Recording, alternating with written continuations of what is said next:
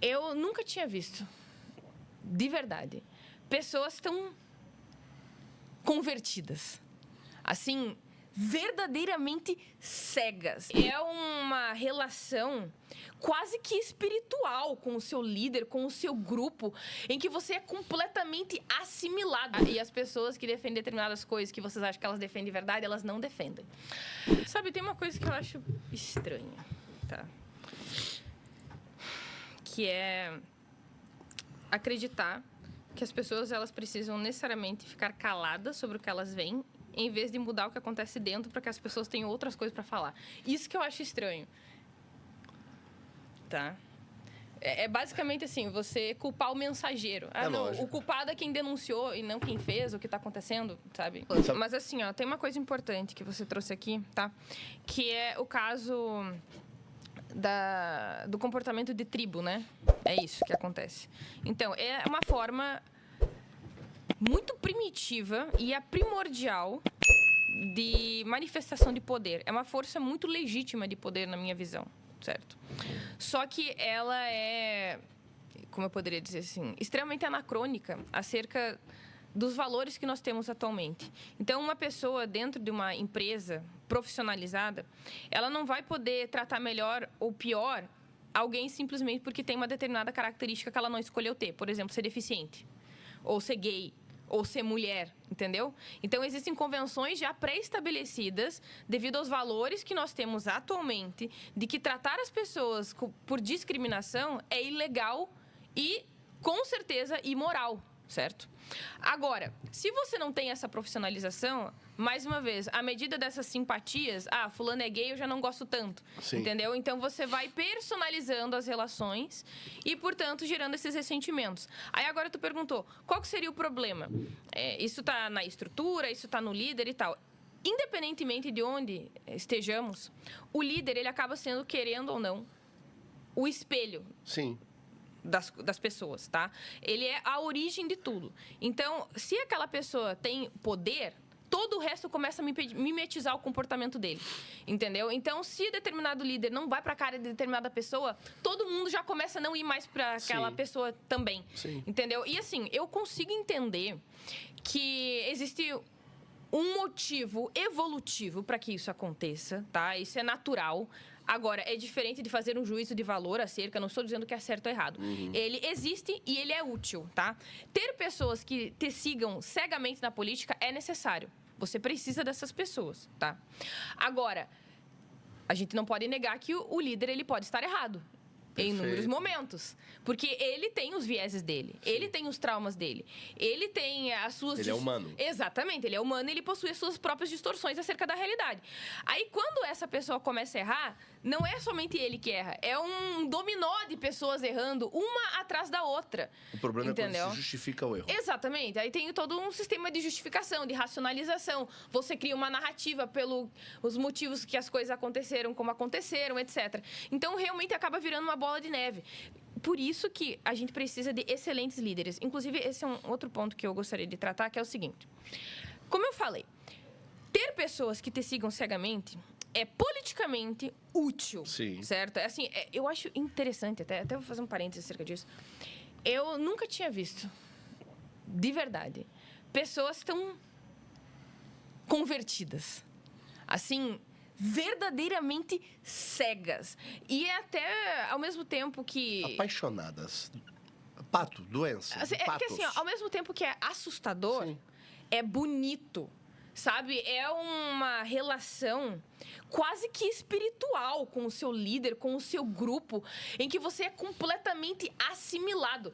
E assim, quando eu vi isso do meu lado, eu fiquei assustada. Como assim? Nossa, soldados existem. Tu sabe por quê? Não, tem motivo. Carência absurda. Não tem papai nem mamãe. Não é isso. Ah, sim, eu não estou dizendo que não tem esse aspecto. Tem. Mas também tem alguns fatores que são naturais, intrínsecos à cognição de cada pessoa, tudo bem, entendeu? Tudo bem, algumas pessoas, elas são mais orientadas a comportamento de grupo e a seguir um líder, a validação, tá? Lógico, mas a questão pertencimento. Mas tem uma coisa que é importante, até porque nós somos tribais, tá? Sim. Mas é que também tem um aspecto que é... Por que nós precisamos de excelentes líderes. Os melhores devem ser nossos líderes e os nossos líderes devem ser os melhores. Por quê?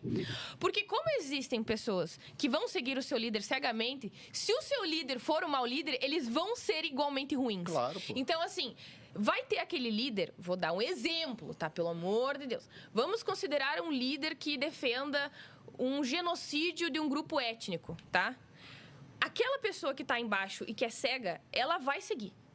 Ela vai seguir. Sim. Então, se outro líder tomasse o lugar e defendesse a posição contrária, ou seja, reprovando o genocídio, ela vai seguir também. Então, ela é uma pessoa facilmente instrumentalizável. Manipulável, entendeu? Então, é muito interessante você ver isso cognitivamente acontecendo.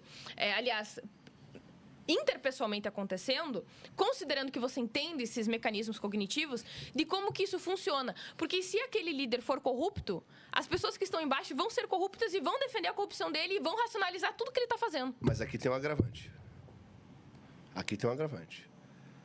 Quanto mais jovem for o grupo, mais apaixonado e mais manipulável é. Quando eu falo jovem, eu estou falando de idade. Concordo, porque a gente é temperamental. Pessoas do grupo. A gente é muito mais... O córtex pré-frontal não está nem fechado, bicho. Exatamente, muito mais intenso em tudo que a gente Muito mais intenso, sim, muito mais... Concordo. A pessoa não tem verdadeiramente compreensão da consequência dos seus atos, são mais inconsequentes. Sim, a regulação de impulsos e a regulação emocional é bem menor. Muito mais afoita e se jogar o risco. Além de que a gente tem que considerar, né, o comportamento progresso, que é de pessoas mais velhas que já viram tantas coisas semelhantes acontecendo, e aí isso já proporciona um ceticismo político muito maior. Muito bom. Né? E outra coisa, estamos diante de uma geração, e aí agora eu volto para você, que não tem nem pai nem mãe quase dentro de casa. Cada vez mais carente, cada vez mais cega num celular, sozinha e solitária. Quando ela, de repente, se vê dentro de um grupo pertencendo a algo, aí que ela se joga de cabeça como um tudo, meu velho. Isso é uma verdade. Esse é um excelente insight que tu teve, porque eu tenho consumido mais conteúdo estrangeiro agora, principalmente no Twitter, né? E é realmente muito preocupante quando você vê uma horda de jovens que não tem senso de propósito em absolutamente nada. Então, são pessoas que não têm família, pessoas que não têm uma pátria para defender, pessoas que não têm uma profissão que realmente acreditam, e elas não têm um apego por absolutamente nada. E aí algumas delas são radicalizadas, por exemplo, se tornam terroristas, isso, né? Outras resolvem começar a odiar mulheres na internet. Outras começam a, enfim... Grupo supremacista, e a vai entrar embora. para grupos supremacistas, etc. E, cara, eu acho...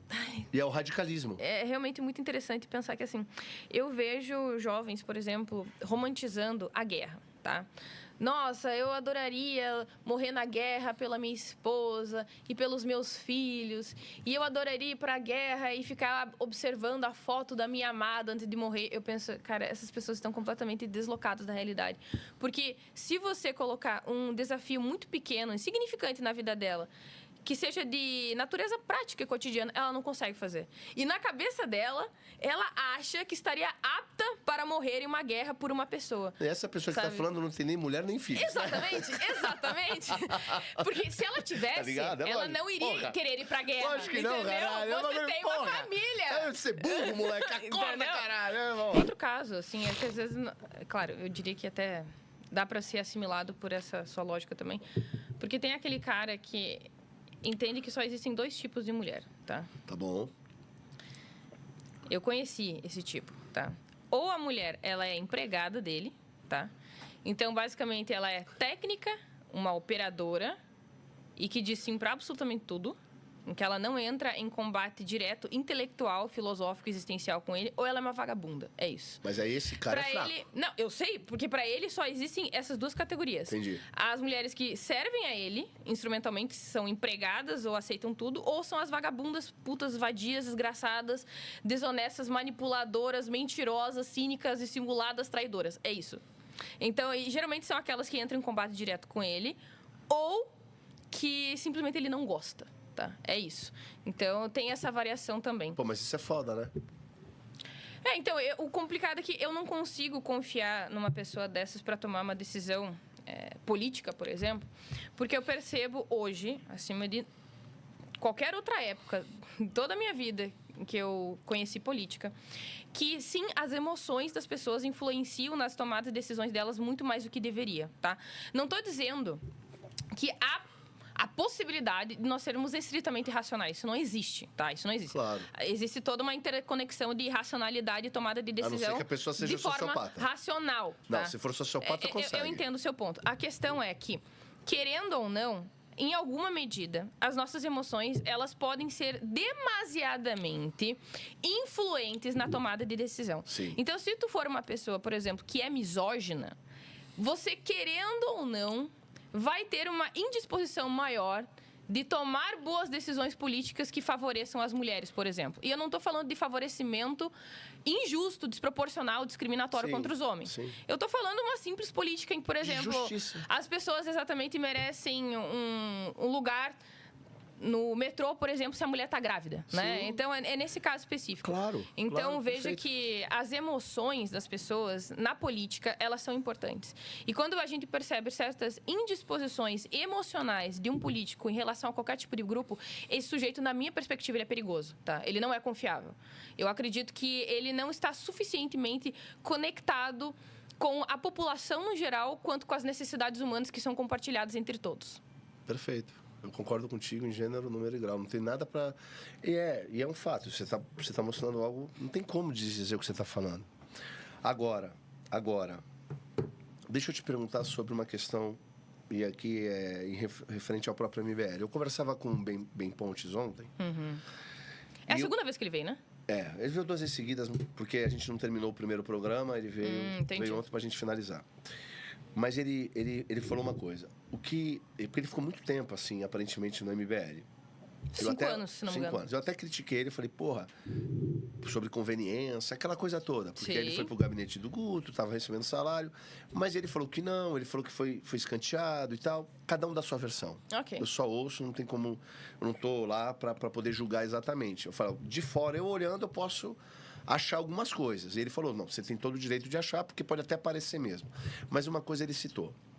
Ele falou, o meu problema com o MBL é que muda-se de opinião o tempo todo lá dentro.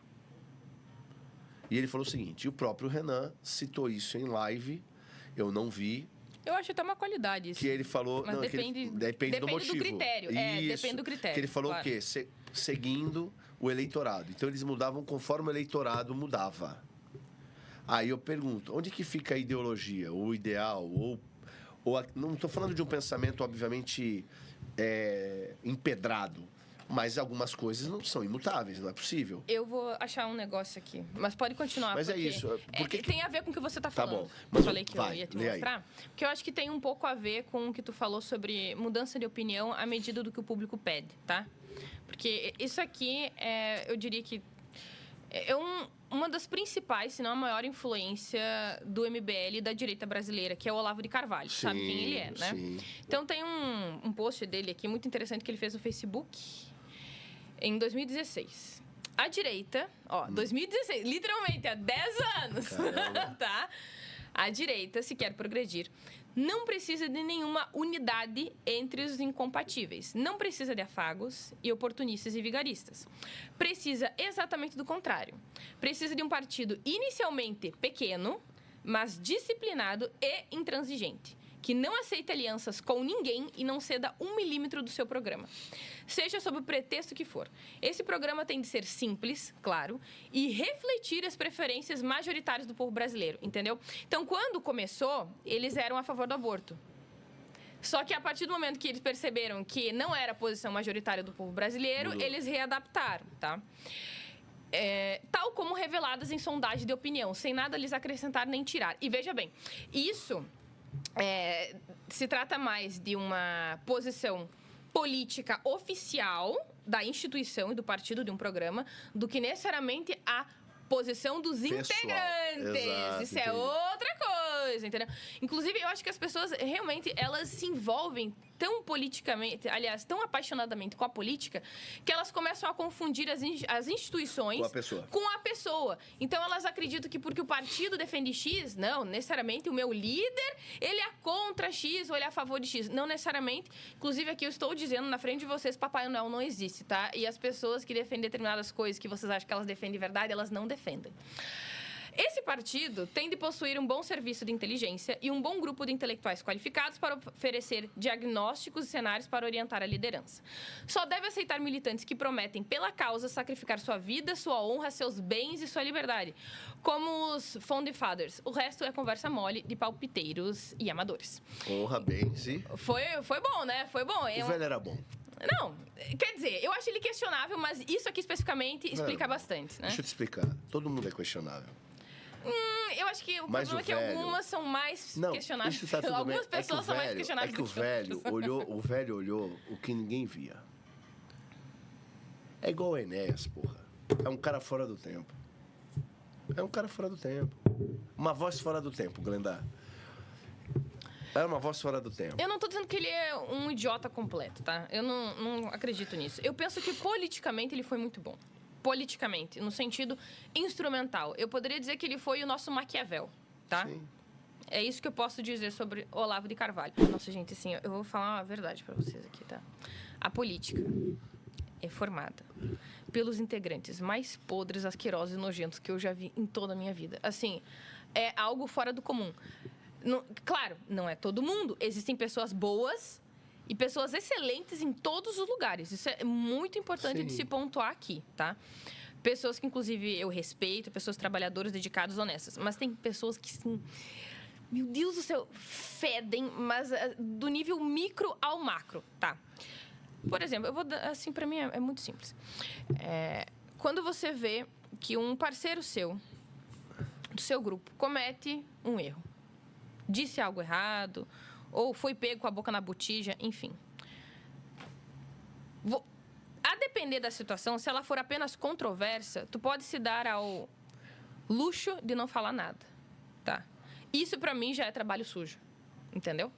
Porque na política, muitas vezes, tu vai fazer todo tipo de racionalização, de passação de pano para proteger os seus. Eu consigo entender isso, tá? Instrumentalmente, politicamente, isso é até necessário, tá? Agora, certas coisas, das menores que sejam, as pessoas vão ter dificuldade de fazer, entendeu? Como, por exemplo, ignorar que o teu parceiro fez determinada coisa que você não pode dizer para todas as pessoas, não, isso aqui é errado, eu acho inadmissível. Inclusive, eu defendo a expulsão dessa pessoa. Você não vai fazer isso, entendeu?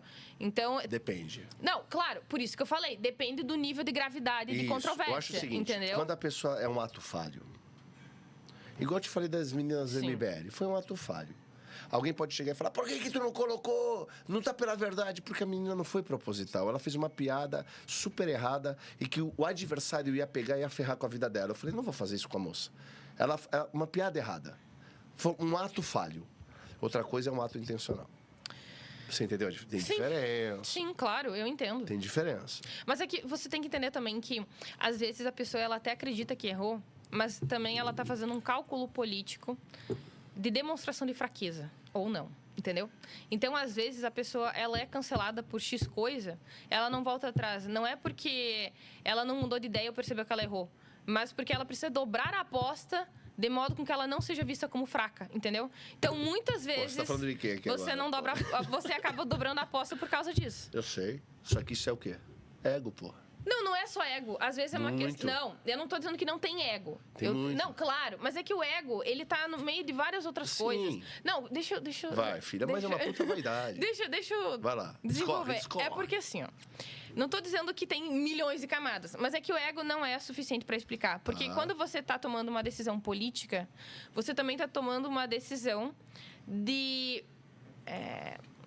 como eu poderia dizer assim, de cooptação de votos, entendeu? Então, às vezes, quando tu demonstra fraqueza, as pessoas vão deixar de votar em você porque elas acham que tu é instável, ou que tu é fraco, ou que tu não tem coragem de enfrentar certas pessoas, enfrentar o poder. Nisso? Não se trata do que eu acredito, tô fazendo uma análise. Você acredita nisso? No que eu acredito especificamente? Que se o cara, ele errou... Vou dar um exemplo. Flávio Bolsonaro, quando vota a favor da lei da misoginia. Tá, ok. Ele errou. Porque ele não acredita naquela porra. Sim, entendo. Mas ele entendo. tinha medo da opinião pública. Tá, ok, mas é que essa é uma questão pessoal. Calma, se ele vem a público, ele errou, ele votou lá. Tá. O pessoal desceu a lenha. Aí ele vem a público e diz assim: era uma armadilha do PT, deu uma desculpa. Era uma armadilha do PT contra mim, bababá. Eu olhei e falei: puta, cara mentiroso, bicho. Sim, ele é cínico. Agora vem cá, e se ele tivesse vindo a público e falar assim: pessoal, eu tive medo da opinião pública, eu errei. Mas eu garanto que eu não errarei mais dessa forma. Peço perdão ao meu eleitorado, mas vocês vão ver uma postura diferente a partir de agora. Eu tive medo da opinião pública. Veja, eu, Felipe, olharia para ele como? Tá aí, ó. Tem honra. Então... Ele tá pedindo perdão, ele tá tendo a hombridade de reformular, de dizer que errou, porque ele tá assumindo o erro, e tá dizendo que não vai repetir mais. Se ele voltar a repetir o mesmo erro, aí cai a credibilidade dele. Mas se num momento difícil ele é veemente na postura dele, o que ele ganhou? Credibilidade, porra. Tá faltando perdão, né? Tá faltando os homens serem honestos. Hombridade é o nome disso. Olha, eu entendo, mas é que assim, ó... Quer soltar o superchat? Eu concordo... Peraí. Pera. É que assim, ó, peraí, deixa eu finalizar rapidinho. É que assim, ó, o que eu tava falando antes é que você tem que fazer seus cálculos de voto, tá? Vamos considerar isso. Claro, existe o ego porque você quer ganhar uma eleição e porque você quer poder. Tudo bem. Mas, querendo ou não, você tem que fazer outros cálculos menores, microcálculos, à medida em que aquilo vai ser bem recebido pela população ou não. Tu só tenta consciência, Glenda. Não, oi? No final do dia, tu tenta consciência. Tudo bem, tu tem a tua consciência, mas político não liga pra isso. Ah, porra, Glenda. Desculpa! Eu sei, mas Você não é tem que pra ser entender. assim. Eu sei, e tu acha que eu não concordo contigo? Ah, então, porra, mas aí a gente tá aqui, porra. Deve ser... não, eu vou Eu tô aqui, pô. Não, aqui, eu ó. não tô lá. Até vou fazer minha autopropaganda. Eu não entrei num grupo de direita contra o aborto sem nunca arredar o pé? Eu não sou cínica. Eu não sou dissimulada. Porque eu quero voto, porque eu quero ser aceita. Eu não sou essa pessoa. E nunca vou ser. Eu não sou uma cínica. Eu não vou comprar o voto das pessoas Então em cima de mentira.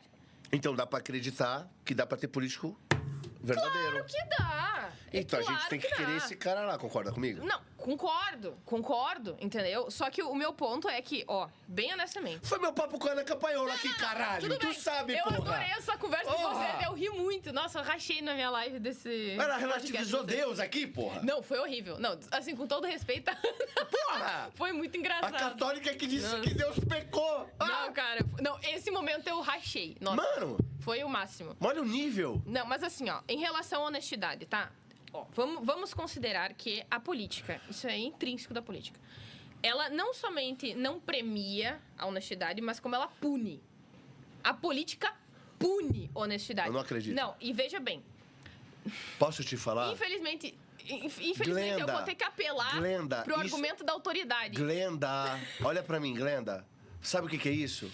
Sabe o que é isso? É aposta. Olha pra mim aqui, Glenda. Ela pune. Glenda, Oi. paga pra ver, porra. Eu paguei. Então, posso te falar uma coisa? Olha aqui pra mim. Não te puniu, te livrou. Esse é o grande erro das pessoas. Tu tá no lugar certo agora, sabe por quê? Porque você é honesta, porra. Foda-se eles. Não te puniu, te livrou. Eu prefiro comer. Preste atenção no que eu vou te falar. Como o Daniel, preso. Eu prefiro comer lentilha do que a porra do manjar do rei. Foda-se. A minha consciência ninguém compra. Tem uma frase do Paraíso Perdido que eu acho o máximo. Eu prefiro reinar do inferno do que servir no céu. Acabou. Maravilhosa. Você entendeu agora? Mas eu mantenho a minha consciência, porra. Você não foi punida. Isso é livramento o nome disso.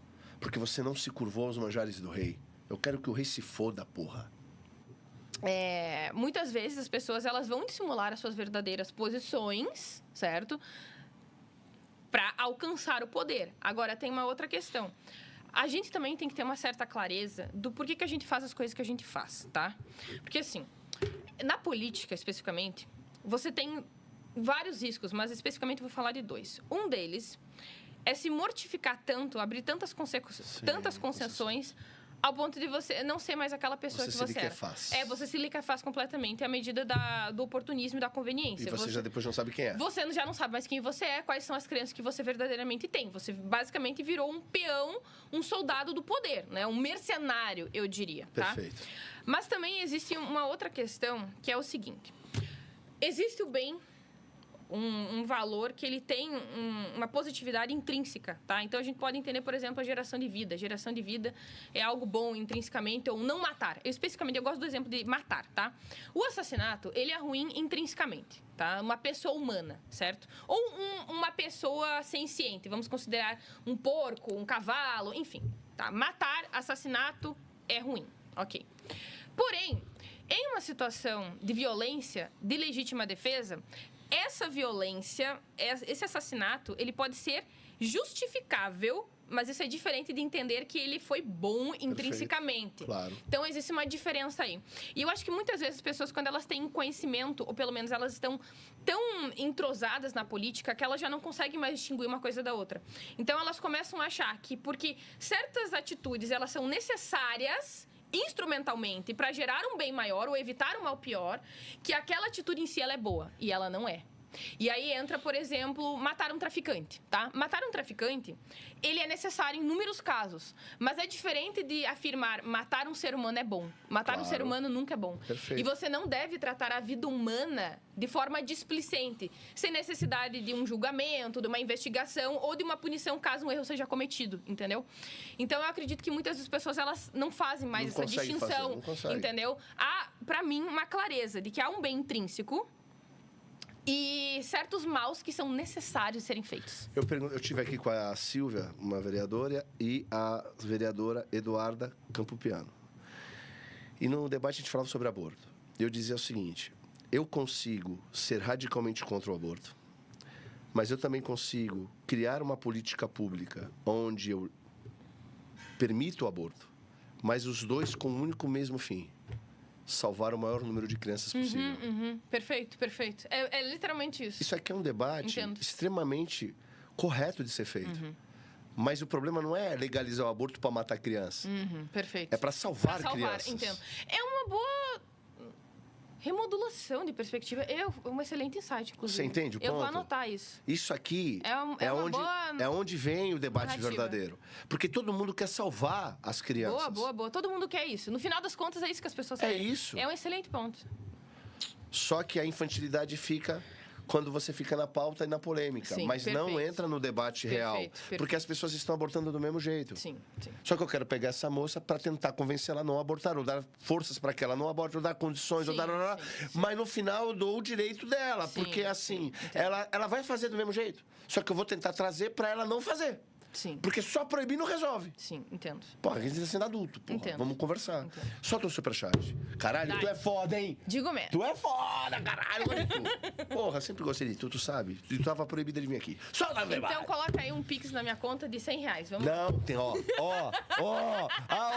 a porta da esperança, 100 mil aí, ó, 100 mil aí. Tu se liga. Solta aí, porra. O Diniz mandou um aqui só pra... Gil Diniz? Mas não é ele, porra. Ele tá na América. Ele mandou um superchat. Carteiroreaca enviou R$ 54,90. Guto Zacarias é a favor ou contra o aborto? Porra, tem que perguntar pro Guto, Pergunta pra ele. caralho. Né? Isso aí, Ô, Gil, pergunta pra ele. porra, Gil, pergunta pro Guto. Eu tenho cara de Léo Dias, pô. Mas eu acho que ele agora é contra. Eu acho que ele é contra. Eu acho que ele luta contra, mas nós passamos por momentos na vida que erramos, porra. E é digno do ser humano o arrependimento. A única coisa e ressalva que eu faço do Guto, e é uma pergunta legítima, você que é do MBL, pergunte isso pro Guto. Ele denunciou o endereço da clínica. Ele não precisa fazer isso publicamente, pô, mas ele fala assim, ó, liguei pra polícia e falei onde é. Isso basta. E tem que ser feito. É a minha única colocação. Segue outro. Glande Maroto enviou R$25. Pior coisa que aconteceu foi tu ter saído do MBL, mas você não tá sozinha. A voz ficou boa, hein? Muito obrigada. E, nossa, ficou excelente a voz mesmo. Glande. Glande. Maroto é foda. Glande Maroto é Glande. foda. Eu também gosto de gleba. O único Glande que eu conheço é o Alexandre Glande. Olha! Essa foi uma referência Olha, para tá ligado? os íntimos. Essa aí entendeu, Alexandre Glande. Se ele fizesse uma rachadinha, olha, Ai, socorro. dá medo. não Aquela aguento. cabeçola lá dá medo. Não aguento. Segue outro, Super. Tem outro aí? Tem alguns aqui. Vamos... Vai soltando uns aí, porra. Cacau Moreira enviou R$20. Olá, doutor Felipe. Sou muito fã do programa e admiro a trajetória da Glenda. Me chamo Carmela e aprendo muito com cada convidado. Tenho uma pergunta para Glenda. O que você acha que deveria mudar na política partidária do Brasil? Primeiramente, desculpa. Foi. Sim. Entendi. Muito obrigada pelo seu elogio. Adorei o seu nome, Carmela. Achei um nome muito chique, muito Carmela. requintado. É um nome antigo. É, um nome Ela vintage. deve ter 90 anos. Nossa, eu gostei muito desse nome. Até pensar em colocar o nome Carmela, porra. de uma filha com esse nome. Bem, eu penso que nós precisamos de dispositivos, como eu falei logo no início, de profissionalização intrapartidária, tá? Chega de amadorismo, chega de personalismo, chega de comportamento de clã, de panelinha. Isso é deletério, tanto para o partido em si, né, para o crescimento, tanto quanto para um sistema de incentivo em que as pessoas vão perceber que vale ou não vale a pena ser competente ou produtivo ou simplesmente ser um adulador, entendeu? Então, a gente precisa de um sistema meritocrático, extremamente transparente e claro para que as pessoas possam acessar e entender o que está acontecendo. Tu acha que seria viável no Brasil, duvido que aceitasse, mas a candidatura independente? Seria o meu sonho. Eu acho isso incrível. Incrível mesmo. Ainda mais com a internet, Eu né? gostaria muito que isso fosse possível. Muito Mas mesmo. como é que faz com o fundo partidário? Eu não sei. Porque Essa é isso uma que boa domina, pergunta. né? Sim. É uma boa pergunta. Eu não sei, mas aí, no caso, a gente deveria talvez ter como eu poderia dizer assim, uma espécie de caixa, uma taxa específica para ser distribuída especificamente para essas pessoas, né? Talvez Ou não. um percentual. Ou acaba com a porra do fundo. Ou tira, ou acaba mesmo, né? Mas vamos considerar essa possibilidade. Mas eu gostaria que fosse possível, sim, que fosse permitido. Cacau Moreira enviou Ó o 15 Enéas aí, ó o reais. Enéas! Parabéns pelo programa Dr. Felipe. Aprendo muito com cada convidado. Admiro a trajetória da Glenda e tenho uma pergunta. O que você acha que deveria mudar na política partidária do Brasil? Beijo da Cacau. De novo? O pessoal tá realmente curioso, querendo saber o que eu acho sobre isso. E eu repito, tá? A gente precisa profissionalizar a política intrapartidária para desestimular a formação de clãs. Boa. Certo? Porque entenda uma coisa, isso já é a origem da corrupção, tá? Isso já é um comportamento corruptivo. Por quê? Porque a gente tem uma impressão, talvez ingênua ou superficial, de que corrupção necessariamente é subtrair dinheiro ou, enfim, recursos, ou desviar o dinheiro e recursos. E não favorecimento à medida da sua simpatia também é corrupção. Boa. Vou te falar uma coisa. Você é bonita dos dois lados. Ah, para, que puxa saco. Obrigada. Não sou. Você quer um carguinho? Não sou. Tô zoando. Você é uma menina Obrigada. muito inteligente, muito bonita. Eu falei já pra você da outra vez que você veio. Você tem um coração muito verdadeiro. E quando você veio aqui, eu falei, eu torço por você. E você sabe. E quando você tinha acabado de entrar no grupo, você lembra? O que eu falei pra você desde o começo? Se precisasse de alguma coisa, conte comigo. Porque eu olho pessoas. Eu não acredito em grupos. Eu acredito em pessoas.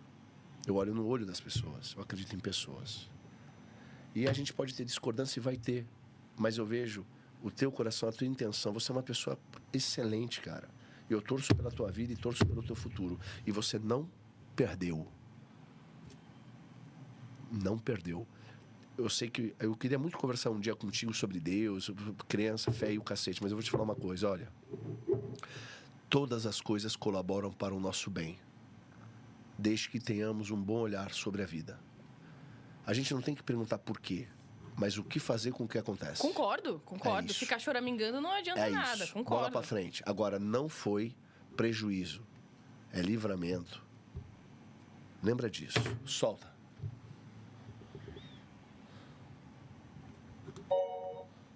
Carlos Vargas enviou 15 reais. Sestaro, prometo não chamar nenhum outro convidado, seu de boneco sinforoso. No mais, parabéns pelo trabalho. E Glenda, sua saída do MBL me deixou mal. Só espero que não faça downgrade no QI e vá para o bolsonarismo. Abraço. Só fazer um parênteses em relação a esse último comentário. Muitas pessoas ficaram verdadeiramente mal e chateadas, até deprimidas por alguns dias em relação à minha saída.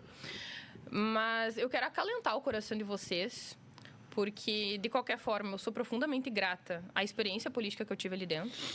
Eu cresci vertiginosamente em pouco tempo, em sagacidade, em entendimento, estratégia política.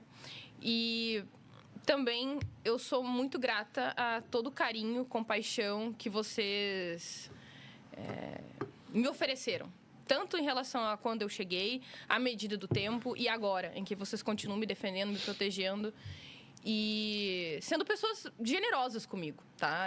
Para mim, isso é de um valor inestimável e de nenhuma forma eu tenho qualquer intenção de magoá-los ou algo nesse sentido. Muito pelo contrário, eu acredito ainda na política, sim. Eu acredito que existem excelentes projetos. E eu acredito que existem excelentes pessoas em vários partidos políticos, tá? E é isso, cara. Eu acho que é sempre importante a gente pontuar que nós não somos nada sem o nosso público. Eu não sou nada sem a minha militância, eu não sou nada sem as pessoas que me seguem, eu não sou nada sem os meus membros, sem meus colaboradores. Não sou nada sem essas pessoas. É isso. Então, muito obrigada. Sabe qual é o mais doido? Eu acho que a galera ela tem dificuldade em entender. É que você acaba sendo, Glenda, uma puta de uma pulga atrás da orelha. Eu sei, por isso que eu falei que eu não sou um ativo, eu sou um passivo. Ninguém sabe o que esperar de mim. Sempre fui, sempre serei. Não, e a tua saída, diferentemente da maioria e dos outros, era uma saída independente. Era uma saída que se mantém coerente. E a tua voz lá dentro era uma voz de equilíbrio, como eu estou te falando, e coerência. Porque a galera fala assim, a menina é inteligente, ela não se curva a opiniões e ela está lá dentro. Então eu acho que a tua presença dentro do MBL, ela trazia aquela ideia de balança, de equilíbrio. Balanço para quem vê de fora, para quem estava lá dentro eu era... Esse é o ponto. Incômodo, né? Aí é onde a tua saída se torna, para quem tá do lado de fora, uma pulga, uma puta de uma pulga atrás da orelha. Porque eu tô de fora olhando, porra, ela é um equilíbrio, porque ela pensa diferente, mas é uma menina coerente e correta. Aí saiu, porra. E não brigou com ninguém. E não saiu xingando ninguém. E não foi pro bolsonarismo. Mantém coerência. Porra, por que ela saiu?